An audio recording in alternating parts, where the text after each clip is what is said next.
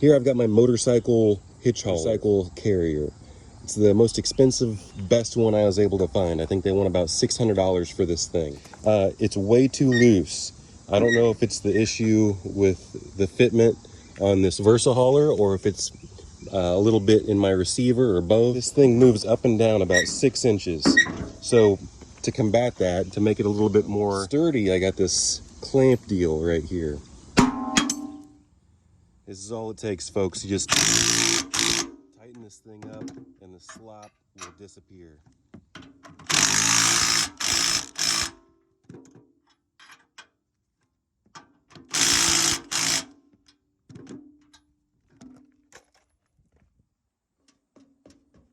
Nice and sturdy.